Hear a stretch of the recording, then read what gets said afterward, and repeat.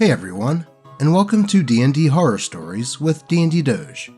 In today's video, we have a story about a Dungeon Master's issue with an edgelord problem player that can't seem to stay awake for their Dungeons & Dragons game. Then, we have a story about a smelly player that doesn't seem to know what boundaries are. But before we get into those, Nipsey would like to request something from y'all. Remember to like, comment, and subscribe. Do eat. How could you resist that face? But with that said, let's get into these D&D horror stories. Sleepy Edgelord, Part 1 of The Chronicles of the Problem Players. Submitted to the D&D Doge subreddit by Reddit user Gypsy Wonderlust 2022. Hello all, long-time lurker, first-time poster. I have been holding on to this series of events for some time now, but after spending some time watching Doge and talking with fellow tabletop RPG geeks, I feel comfortable enough to finally let this off my chest to both vent and hopefully gain some insight from the community on if I was in the wrong. Buckle up, friends. It's a long one.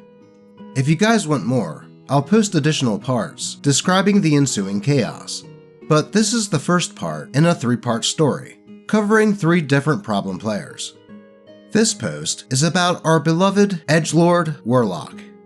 Context. For the sake of anonymity and privacy, I will be changing some of the identifying details around and glazing over some particular items, just in case the people mentioned in this story are on Reddit. Here's our cast of relevant players. Me, the DM, Warlock, Problem Player 1 and star of this story, Paladin, Problem Player 2, Cleric, Problem Player 3, and Wizard. For as long as I can remember, I have always had a passion for writing and reading fantasy. Over the years, I tried my hand at D&D, but after several failed one-shots and lack of patience for game mechanics, I gave up and found solace in roleplay Discord groups. Then, Baldur's Gate 3 released, and I fell in love. I started watching Stranger Things, and the YouTube algorithm brought me to channels like Critical Role, Pointy Hat, and D&D Doge.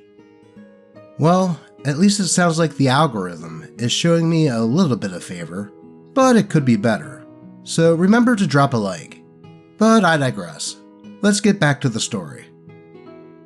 Suddenly, my creative spark was renewed for tabletop RPGs, and I was ready to try again. I joined as a player in 2 of my friends' campaigns, and after about 2 months of playing and finally figuring out the mechanics, I decided that I wanted to take the seat of the Dungeon Master for my own campaign. So, what does any brand new introverted DM do when casting their players for an online tabletop RPG group? You guessed it. Reddit threads, RPG Discord servers, and forums. I drafted up my post, submitted it with the proper dates, times, and relevant info, including time zones, and hit send. Within the hour, I had 30 messages. This is where I made my first mistake. I did not properly vet my players. With 4 players ready to embark on their adventure, I spent countless hours perusing Reddit, Patreon, and other sites to find the perfect battle maps for our online games. I would be running a pre-made module, perfect for a first-time Dungeon Master. The players sent me their sheets. I made some notes and tweaked the campaign to add personal quest plot hooks, and we were ready to go. Or so I thought.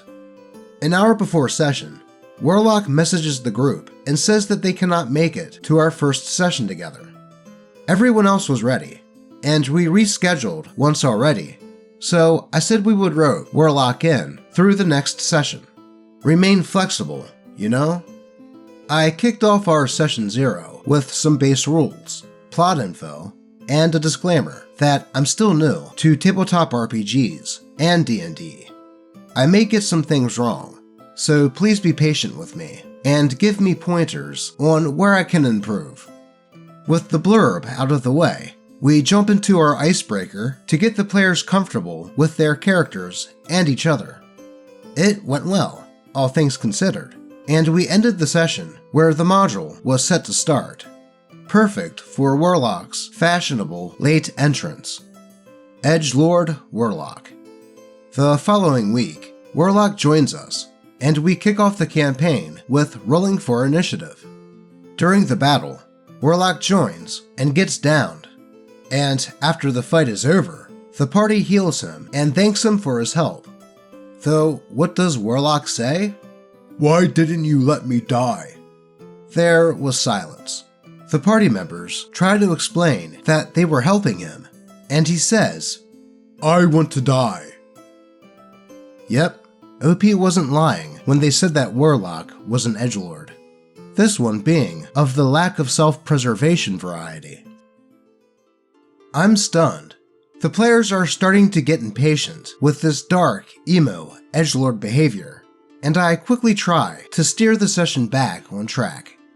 Dramatics aside for now, the party makes it to a nearby village, where the locals, a bunch of hermits, rush out to greet the newcomers before taking them to their leader, a mysterious priestess, angering the priestess and attacking NPCs. The priestess takes them on a tour of the tiny village and stops at the temple to explain the current situation of the people and their plight. Without going into the details, an incident among the players occurs that results in spells being cast in the temple. A big no-no. The priestess is angry and tells the characters to leave the temple before she loses her cool. All of them leave, except for Warlock. Priestess is actually a high-level character, and the Warlock is only level 1. Priestess tells him to leave, again, but Warlock says, "No, you'll have to make me.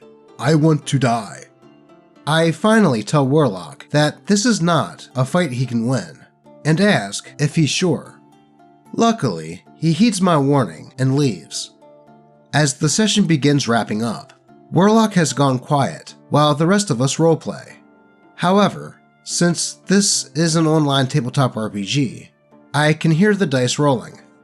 I look at the chat and see that Warlock has been targeting random NPCs on the map, including children, and casting Eldritch Blast at them. When I said something, he goes, "Oh, what? I cast Firebolt." So, not only an edgelord, but a murder hobo as well. Sleeping at the table. Over the next week, I consult with my D&D friends for advice. 2 days before the session, I sit down for a voice chat with Warlock to talk about his character. We begin to flesh out his backstory more, and I explain some of my issues with his character's disruptive behavior the previous session, which he accepts with grace. With that out of the way, I ask him about his accent, as Warlock player had a noticeable accent, and he tells me that he lives in a different country, before revealing that he sets his alarm for 2 a.m. to wake up and play D&D with us. Holy crap, he's either insane or extremely committed, but I feel this can only cause more issues. I was floored. 2 in the morning? No, just no. I love D&D and fantasy, but I would never just set an alarm to wake up from a dead sleep to play. I express a similar sentiment to Warlock, who reassures me that he's fine, and he has insomnia, so he doesn't sleep much anyways. The red flags are waving desperately, but I decide to give him a chance. We had a productive conversation about his character's behavior, and he seemed confident that his sleep schedule would not be a problem. Fast forward, it's time for the session. Everything seems to be going well. Warlock is still a bit of an edgelord, but has toned down the suicidal personality bits like I asked. It's going better than I hoped. The session starts to near its end when I realize Warlock has not been engaging with the party or NPCs in almost 45 minutes. So, I have an NPC speak to him, but he doesn't reply. I try again, and nothing.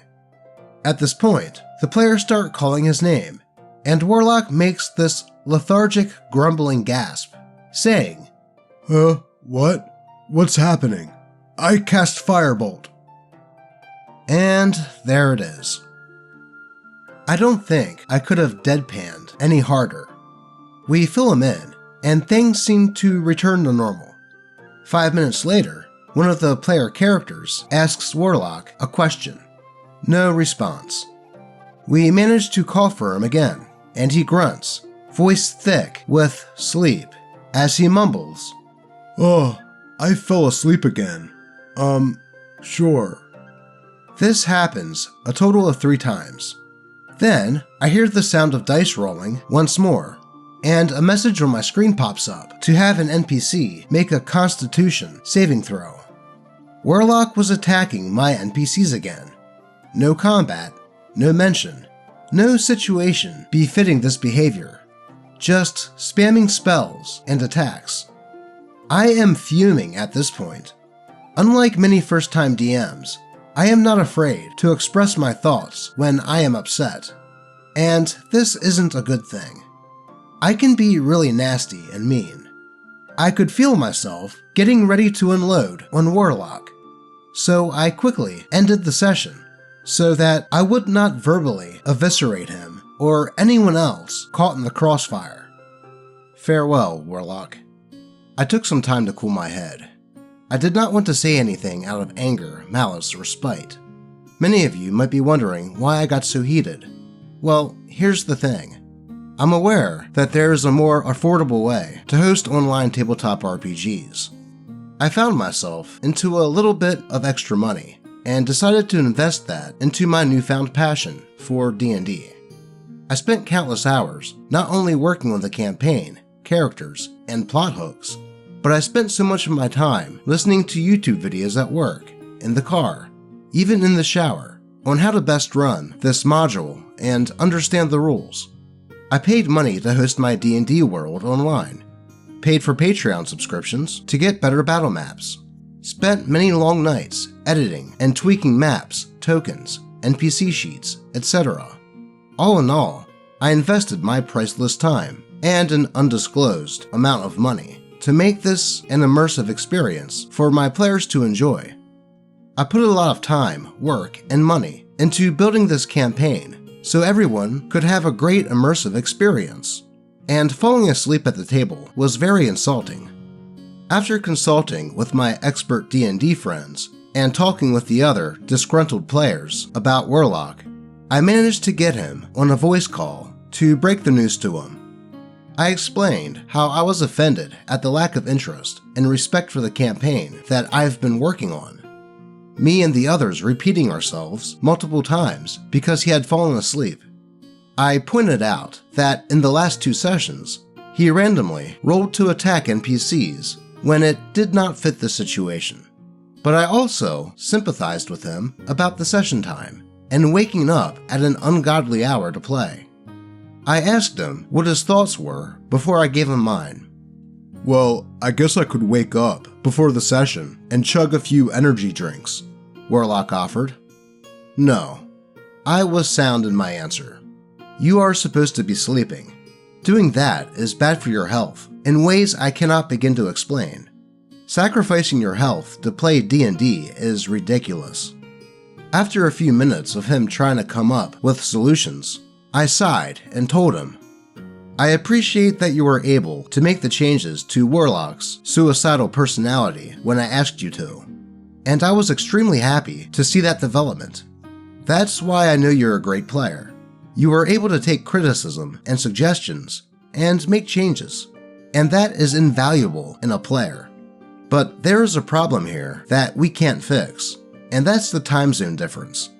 I would love to keep you on, and you still have so much to offer as a player, but I don't think the timing of this campaign is a good match for you.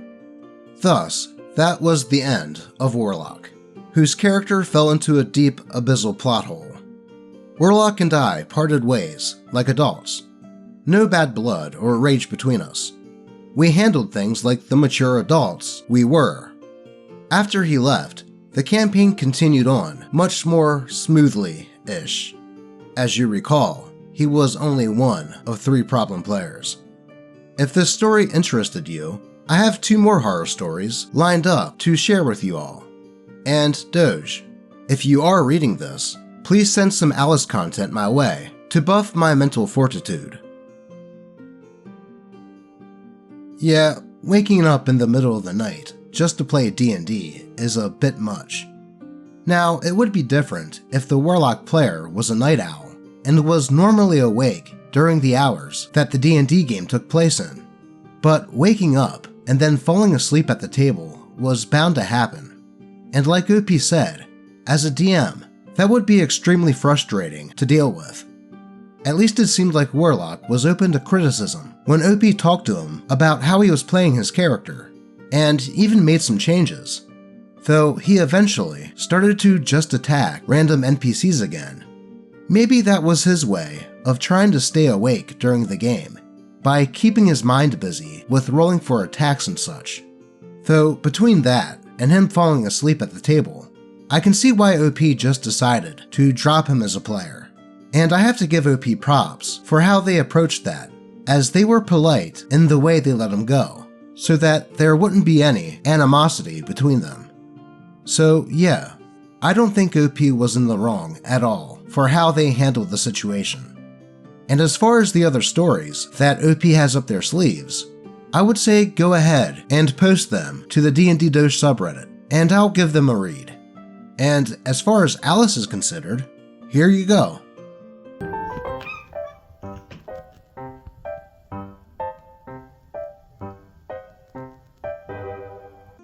Y'all get a double dose of Kitty today. But with that story done, it looks like we have time for one more. So let's get into it. The Tale of Smelly Sam by Reddit user IvoryPhoenix92. I return with a new story, and I have the worst luck when it comes to in-person games. I posted my first time ever playing D&D in high school, and said how I likely would not be playing again. But with a lot of support from the people here, I decided to do an in-person game at my local game store. Be me, clearly cursed, playing a bog standard rogue. Be not me, the DM, known as Grandma Card Lady, the owner of the card store, and probably the only reason the game lasted more than one session. She's awesome. She hosts a lot of cool games for trading card games and tabletop stuff. Our cast of characters: your typical teenage edgelord, but rather than playing something cringe, he was playing a rather bright and sunny elf cleric. A decent guy, just had that emo vibe to him. Grognuk Jimbro, the brother to Edgelord, and Jacked, played the stupid barbarian with a glee that was infectious. A great guy, and even bought everyone drinks from the shop after I ordered pizza. And finally, Smelly Sam, related to Grandma Card Lady. He played a warlock that was contracted with a succubus. They smelled like sour eggs and blue cheese, mixed with gym socks. Well, that was descriptive and disgusting. The game started off pretty standard. 3/4 of our party was captured by kobolds and had to fight our way out. But here's where the annoying crap starts. Our warlock, Sam, decided that he wanted all the gold that the kobolds had, and while we were fighting, started using AoE spells to, quote, accidentally hit us. He got warned twice before the DM just started having his spells miss anytime they would clearly, intentionally target another player. Go Grandma. His jackassery did not end there. He was loud, rude, and just lit into every one of us anytime we would do something that he didn't want. Such as the cleric healing a kobold, trying to figure out why we were in jail. Yeah, Warlock just used an Eldritch Blast to kill it. insulted me by saying guys my age, I'm in my 30s, shouldn't be playing games like this, and tried to make me look like a pedo. And then acted like Barbarian Bro was special needs. The worst thing was, however, how he treated the DM. He constantly second-guessed her, loudly saying that she ruled things wrong, and was doing a horrid job, and that no one was having fun. This behavior did not stop out of game. It went in-game as well. His Warlock was rude to everyone, and when people would call him out on it, he threatened to have his patron suck out their souls. This included the gate guard, tavern keeper, magic shop owner, guard captain, and finally, the leader of the Adventurers Guild, that is a retired adventurer with a quote, overwhelming aura of power. Session 1 ended with us getting a job to go check out a local gold dragon that used to control the kobolds of the area, and figure out why the kobolds were attacking and capturing people. In Session 2, a new player joined us. Barbarian Bro's girlfriend wanted to play, so the DM wanted to have her sit in on a session to see if she really wanted to play. Now, most of you are probably thinking what happened next. So yeah, Smelly won't disappoint you with his behavior. Not only did he keep up being a snide little prick, he started being really creepy. Things came crashing to an end when Smelly decided to grab her leg and almost got smacked in the face for it. Why almost? If anything deserves a smack, it's that.